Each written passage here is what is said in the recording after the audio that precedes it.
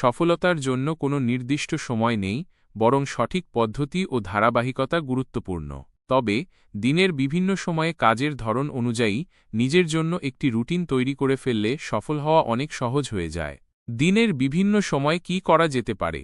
সকাল, শারীরিক কার্যকলাপ। সকালে হাঁটা, জগিং বা যোগাসন করা মনকে প্রফুল্ল করে এবং দিনের কাজের জন্য শক্তি যোগায়। পড়াশোনা বা কাজ, সকালে মন তাজা থাকে, তাই এই সময় গুরুত্বপূর্ণ কাজগুলো করা যায়। ধ্যান, ধ্যান করলে মন শান্ত হয় এবং দিনের কাজগুলো করার জন্য মন একাগ্র হয়।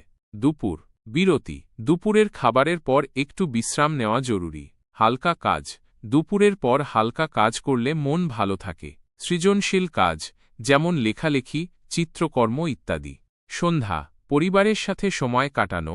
পরিবারের সাথে সময় কাটালে মানসিক শান্তি পাওয়া যায়। হবি, নিজের পছন্দের কোনো কাজ করলে মন প্রফুল্ল থাকে।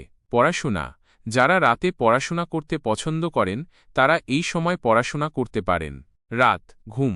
পর্যাপ্ত ঘুম শরীর ও মনকে সুস্থ রাখে। সফলতার জন্য আরও কিছু গুরুত্বপূর্ণ বিষয়। লক্ষ্য নির্ধারণ, নিজের জন্য স্পষ্ট লক্ষ্য নির্ধারণ করুন।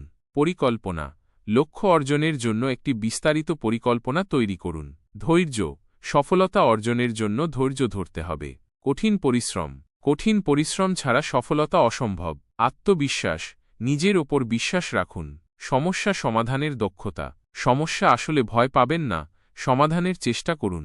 নেটওয়ার্কিং, অন্যদের সাথে যোগাযোগ রাখুন।